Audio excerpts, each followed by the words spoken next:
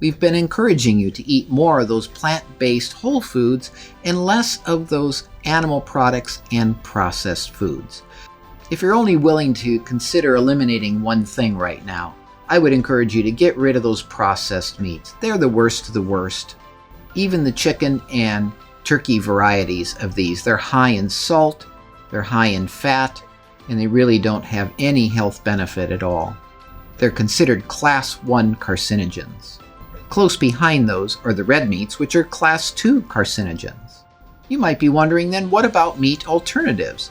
Well, you don't really need any alternatives, but if you want to think about those as transition foods, foods that will help you fill that gap in your diet if you eliminate those animal products in particular. Be cautious, these tend to be high in sodium and in fat and sometimes sugar, and if you want to use those temporarily as transition foods or once in a while, that's okay. To illustrate that, let's look at the Beyond Burger. An Impossible Burger is similar. Don't fool yourself into thinking this is a healthy option. It's high in calories, it's high in fat, and much of that fat is the saturated, the unhealthy fat, and it's very high in sodium. I would like to introduce you to textured vegetable protein, or TVP. You buy it by the pound dry. You can get it on Amazon. You can get it in many of the bulk food stores. It looks a bit like grape nut cereal, if you've ever tried that. You can add it to spaghetti or chili or soup, and you will think it's ground meat.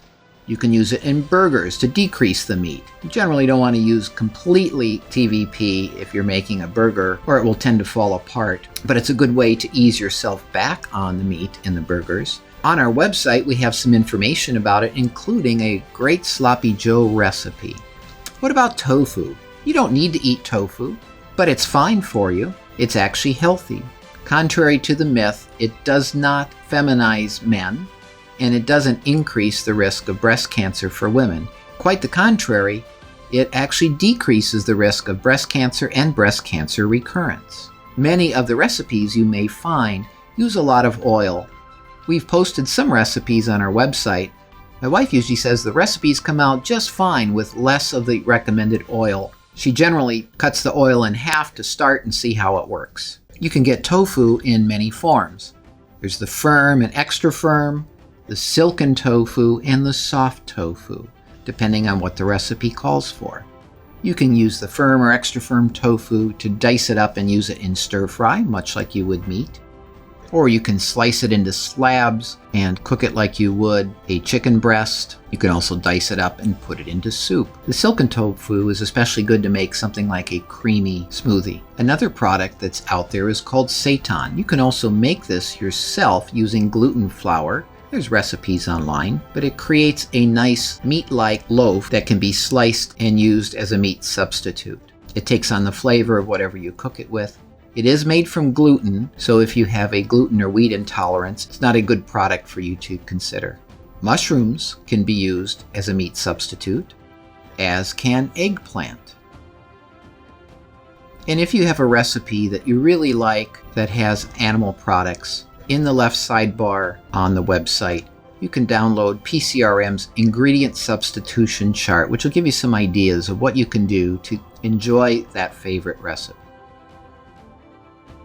So maybe you have some of your favorite recipes that you'd like to convert. Converting is really not too difficult. For example, if your favorite bean soup recipe has lots of salt and ham hocks, maybe consider leaving out the salt and ham hocks and put a little liquid smoke, or use Mrs. Dash instead of the salt. However, if you still want a little of that ham hock in the soup for the flavor, and that's the only way you're going to eat the beans, go ahead, add a little pork that is just a condiment. Minimize it to avoid the problems associated with the pork. Are you ready for health?